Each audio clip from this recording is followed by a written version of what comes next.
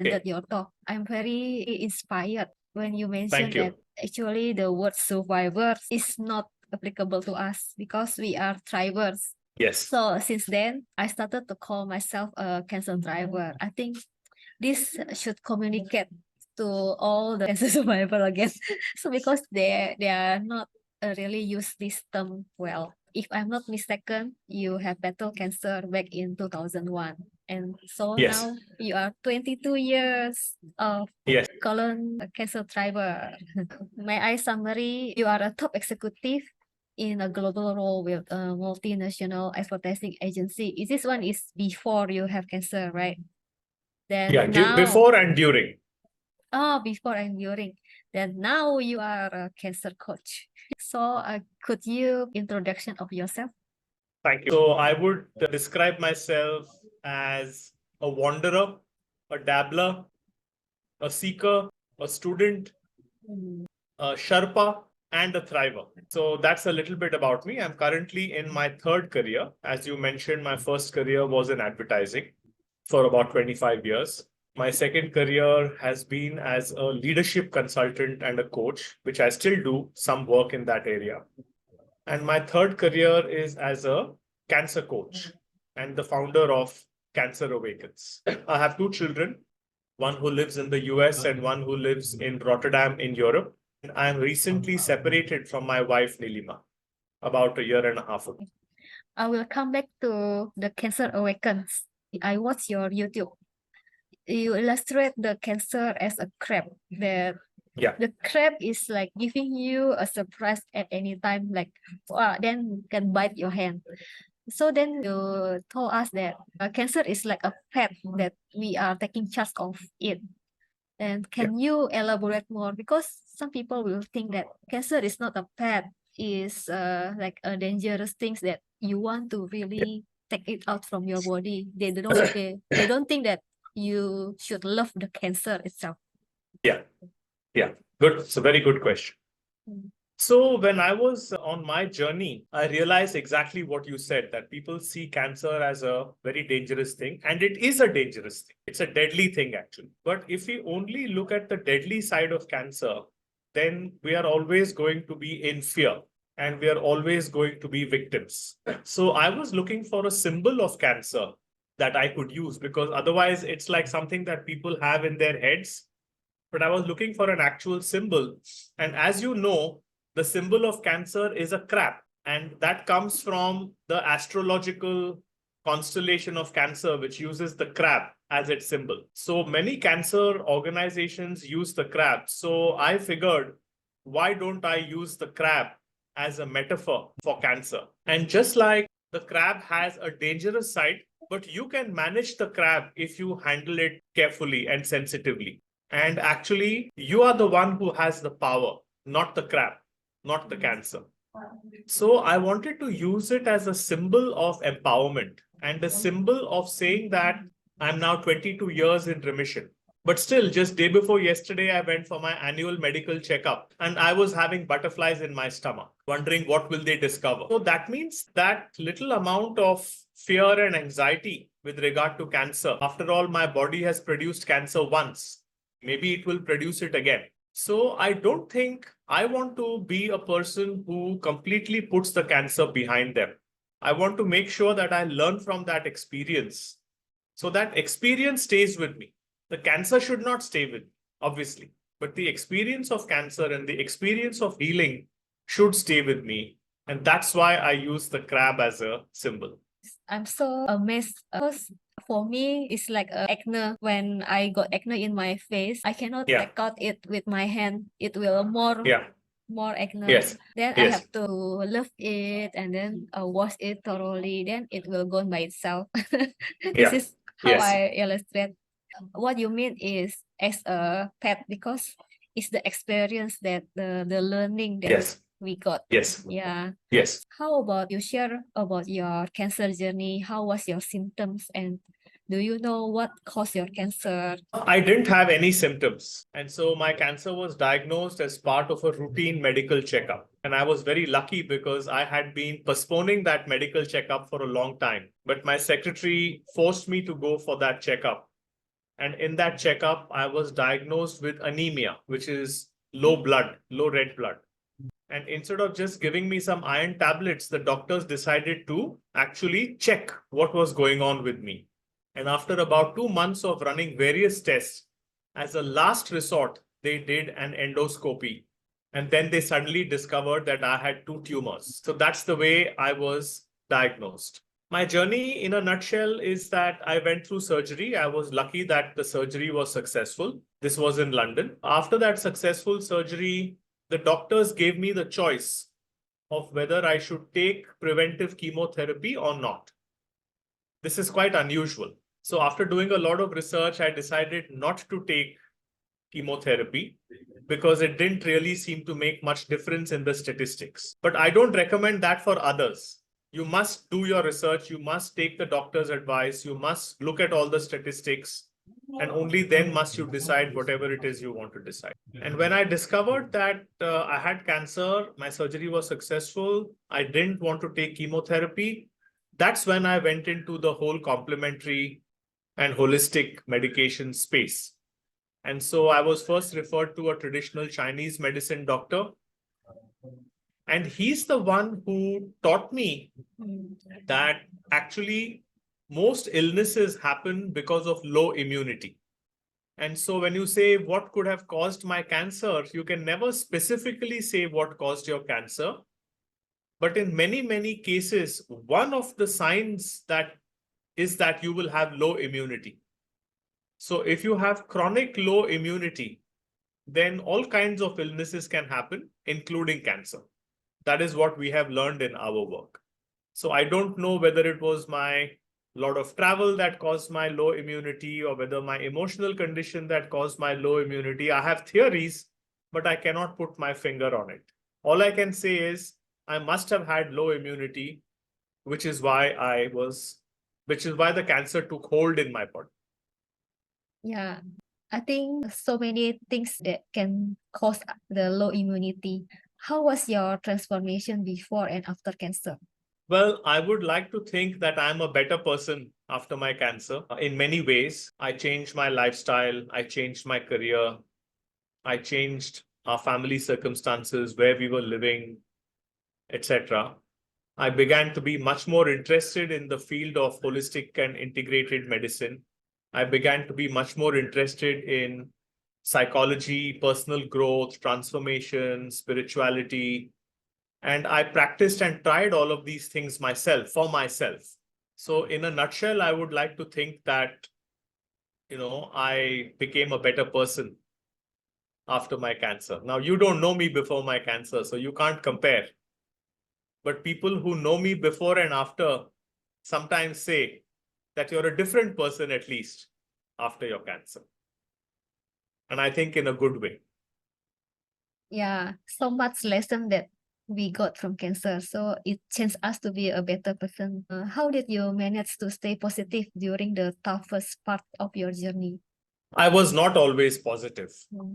And it's not easy because I was only 40 years of age and I was diagnosed with cancer. I had never had a serious illness before. So obviously, to be confronted by your own mortality is not easy.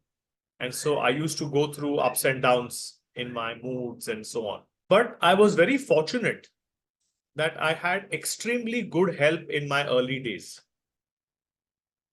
So first of all, I got very good medical attention. Second, I was able to see a clinical psychologist called Bill Mitchell in London, who practices cognitive behavior therapy, CBT. So he helped me a lot. I already told you about my Chinese medicine doctor, who helped me a lot in terms of my nutrition, in terms of exercise, in terms of acupuncture, and so on. And then I was very lucky to have access to a Jesuit priest who we knew from our college days, who had a lot of experience with the psychosocial aspects of cancer. So he came and spent 10 days with us in London. And he really helped me to see this experience not as something that was entirely negative, but to start to see this as the start of a transformational journey. So I like to say to people that I was very lucky to get extremely good help in the early days after my diagnosis and my surgery. And I want other people to also get that high quality help in their early days. Because if you can shift your attitude in those early days, it will help you in the long run. Yes, I can see that you are being so resourceful. You know where to ask for help, and so many people. And I was lucky also. The help came my way also. Yes, yes. Did any people, books, or resources play a significant role in your recovery? Very much so, very much so. So one of the strange things that happened, I'm a very private person, I'm an introvert. But for some reason, soon after my cancer diagnosis, I wrote an email to all my friends and relatives around the world, some 500 or 600 of them, telling them about my situation. Because we were living far away in London, and I kind of felt that I wanted to reconnect with my good, close relationships. And as a result of that email, I received hundreds of books and CDs and reference material, and people sent me, people sent me to various courses. So I got a lot of resources. And again, that is one of the things that really helped me, that while I was doing some of this inner work, I also got a lot of very good external resources. So I went through all of them. I tried everything. I worked with lots of practitioners. There are just too many to name. If you go to our website, I have listed out the top 20 books that helped me. And so if somebody wants to have a look at those books or read those books, they can do it from our website. You have mentioned about inner source and the inner work. Can you elaborate more about this? See, a very serious illness like cancer doesn't affect you only physically. It actually affects you mentally, emotionally, relationally, and spiritually. It affects you to the core of your being. It affects you to the core of your identity. So you have to ask yourself these important questions. Who am I? Why am I here? What is my purpose? Which are not ordinary questions. They are questions at the level of identity.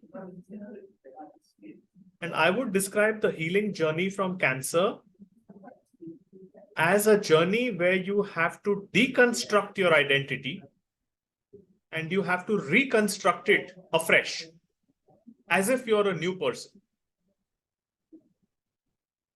And so if you have to do that, you necessarily have to go deep into yourself to understand your identity. If you don't understand your identity, what it is made up of, you can't disaggregate it or disassemble it or deconstruct it.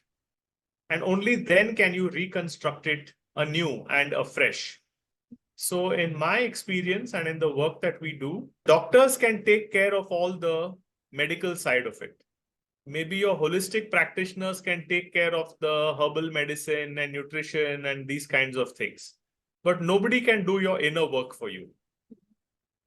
And so that inner work is extremely important if you want to go to the level of deconstructing and reconstructing your identity. Yes. I hope that's helpful. I agree with you. I feel that actually I'm someone who very lazy to think. I until now I still in progress learn to be deep to be a deep person. Yeah, identity is very important. Yeah, it's like we find why you want to get healed, why you want to cure from this cancer. Yeah, so it's like you won't give up. So actually right now I have a difficulty in sleeping. I want to ask if you ever have this kind of problem, and could you share with me how you manage it? That's a good question. Actually, I did not have a problem sleeping that much in my early days of the journey. But recently, as I've grown older, I find that my sleep patterns are a little more disturbed. And part of the reason is that because of my surgery, since my entire colon was removed, my digestive system is not 100%. So I need to wake up in the middle of the night to go to use the washroom. And when I use the washroom and come back and sleep, I don't get very good sleep. It takes me quite a long time to fall asleep again. So what I do in that situation is I do my meditation practice, or I do something called yoga nidra, or I try to read a book that puts me to sleep. And if nothing works, I'm okay with it. I wake up, I wash my face, and I put in 2 hours of work. And then after that, I feel ready to sleep again. I go back and sleep. So I think there are many ways in which you can help yourself sleep, but these are my ways. Yes, I will try this method. It's good because like when the more you stress yourself, come on, sleep, sleep, sleep, then the more rebellious our body is, then like, okay, you don't want to sleep, then just do something else. Yeah. Yeah. One of the things that I was told was that it's not as important how much you sleep. It's very important how much you rest. So sleep is not the same as rest. So what I try to do is to make sure that even if I'm not feeling sleepy, that I'm in a very relaxed and restful state so that the body has the chance to recharge and renew and repair itself. That is the more important thing than actually sleep. That's how I tell myself. Yeah, that's because you label yourself, you don't label yourself because you don't sleep 8 hours, so you want enough rest. Yeah, so we have to stop label ourselves about what is the definition of rest and sleep. Yeah. Exactly. Next one, I want to ask more about your Cancer Awakens. What motivated you to create Cancer Awakens, and when did you start it? Let me answer the second part first. I started it in 2010, which is quite a few years after my cancer diagnosis itself. But what happened was that very soon after my surgery and very soon after I started getting into this whole holistic and integrated space, etc., very naturally, a few people started to reach out to me and said, "Oh, my brother's also been diagnosed with cancer. Can I bring him to you? Would you be willing to talk to him about your experience? Maybe he can get some value out of it." So we started in that way, very informally. And slowly that grew. And then it became small groups. And then I mentioned this Jesuit priest who had helped me. So we brought him over and we conducted some small workshops with him that many people came and found useful. Slowly it grew. And I realized that all the research that I had done and all the expertise that I had gained should not only be for me. So one of the things that we say in things like cancer is that when you go through deep suffering yourself, it automatically arouses a certain amount of compassion for the suffering of others. And so I started to feel that, I really want to do something to help people because I could see the extent to which people are really, really suffering. And so slowly the idea was born that, maybe we can do something in a slightly more structured fashion. So that's how the idea came about. And the reason why I called it Cancer Awakens is because of the words themselves, that cancer awakens you to yourself and you to your potential. So I wanted to have a positive, uplifting description of what we do. And so since in the spiritual world, the whole concept of awakening, waking up, is so popular and so important, I thought, cancer woke me up. It was a wake-up call. So what can I do to capture that idea that cancer wakes you up? That's how we came up with the name Cancer Awakens. And the first thing that I did was to create a website and a blog. And so I said, I don't want to do the same things that the medical fraternity is already doing.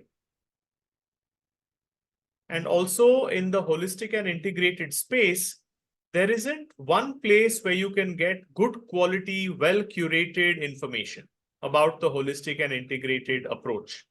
Everybody tells you this strand, this thing, that thing, this thing, that thing, but nobody has brought it together.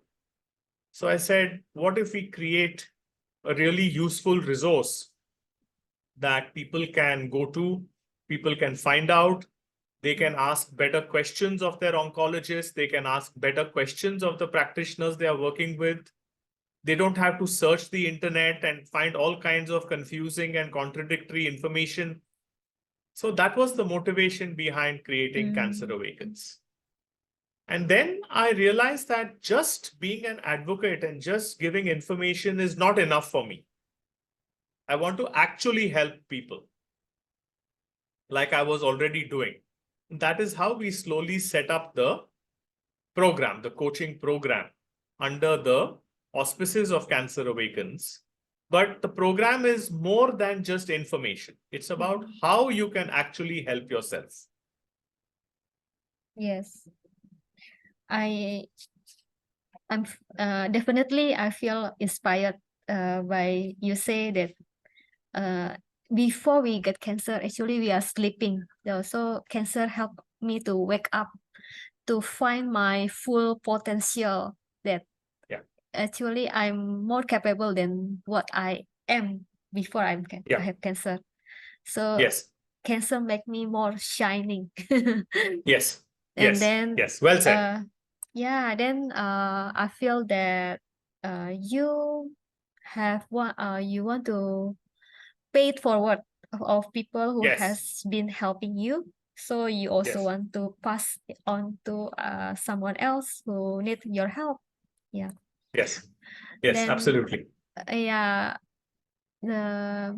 So then can you share with us about your experience helping the cancer patients? I know that you say you share to one person, then you create a group, and in the group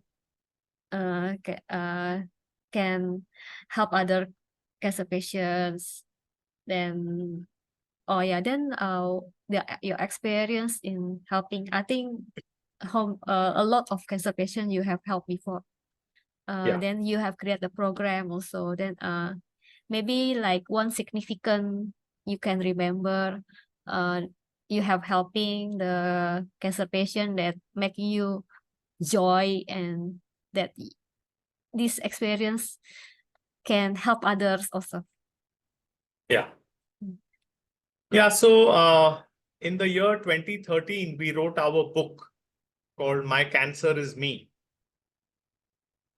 where we outlined the approach and the full program in quite a lot of detail. But since you said share some experiences, I want to share the experience of working with an elderly gentleman who was in his 70s. And his son brought him to meet us when we lived in Bangalore before. He was a very nice man, and his son was also a very nice young man, and we had a good conversation. And one of the things that I realized when I was having this conversation with him was that the old man did not use the word cancer even once. Even once. He kept saying, oh, my situation, my disease, my condition, my illness, but he never used the word cancer. So after about an hour's conversation, I said, hold on, please stop for a moment. You haven't used the word cancer even once.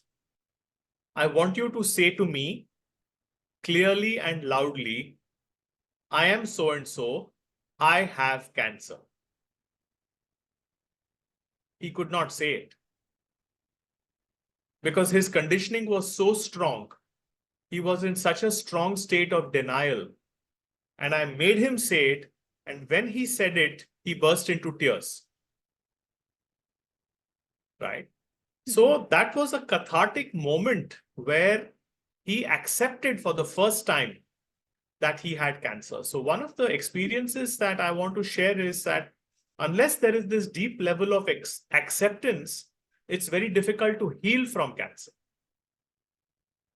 So I hope that's a useful experience for other people to take away. I think it's somehow it's inner work also. It's your identity. We can accept, and then so we can let go. Yes. Yeah, thank you so much for the sharing. Now, last but not least, what advice do you have for those facing adversity in their own life? I believe people without cancer also facing difficulty. They can learn as well from this. Yes. Yes. So I think it's a very good question. Cancer and serious illness is not the only adversity that people have in their lives. All of us go through many other adversities as well. You know, divorce, a death in the family, somebody's business fails, they lose a lot of money. Sometimes you have to relocate to a place that you don't like very much and live in an environment that you don't like very much. These are all major adversities that people have to deal with. And the lesson that I want to share is that the adversity may be different, but the issues related to how you see it and how you heal are the same. So you can either be a victim of the circumstances, which means that the circumstances have more power and you don't have much power, or you can be a survivor, which means that you and the adversity have equal power and you're kind of engaged in this fight and in this battle to win. Or you can be a thriver and say, I have the power. The adversity doesn't have that much power over me, which means I have to discover the power in myself and I have to bring it to bear on healing. So that's one big lesson that I want to offer everybody. The second is that irrespective of the adversity that you have, you will find that if you actually look carefully, you will get the resources you need, whether they are internal resources or external resources. You have to make that choice. And when you make that choice, the resources will appear. The third thing I want to say is I think it's a Buddhist quote, if I'm not mistaken, which says that pain is universal. Pain is universal, but suffering is optional. So while everybody feels pain, not everybody suffers to the same extent or suffers in the same way. So we may not have control over those things which give us pain, but we do have control over how we respond to that and the extent to which we suffer. So I would say that if you're able to see your adversity as a teacher,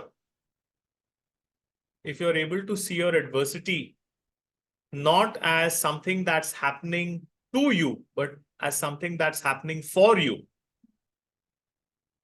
then you will heal and you can take control of your healing. Let the doctors do what they have to do. Let the doctors deal with the curing of the disease. You focus on healing of the person. This is my advice to people. I think it's something deep. The adversity is actually an opportunity for us to grow more. Yes. And we got to continue to work on our inner work while the doctor will help on the body healing, because even when cancer cell take out from our body, doesn't mean that you are totally healed. If we still Correct. continue to do the healing work, right? Yeah. Correct. So I know that you in the Cancer Awakens, you do collaborate with counselors to help people. Yes. Do you have any vacancy for others who are cancer survivor who want to work with you, or Yeah, it's interesting you should ask that, because right now I am in discussions with a cancer support organization in Kuala Lumpur. And I'm going to come to Kuala Lumpur and Singapore in the month of July. Wow. And I'm doing a workshop there for people who want to, they can't be certified as cancer coaches, but they want to become better at helping other people. And so that's happening in July in KL. And I will be talking with some of my contacts in Singapore as well to see whether we can do something like that in Singapore. So even if there is no vacancy in my organization, I don't think that is important. There may be, and most of our work that we do is done online. But what is important is to equip people so that they can help others. For that, I'm always ready. Yeah, so no need to necessarily help in cancer, but help in any other areas. Also, Yes. help in other areas also. Because as I said, there is so much suffering in the world.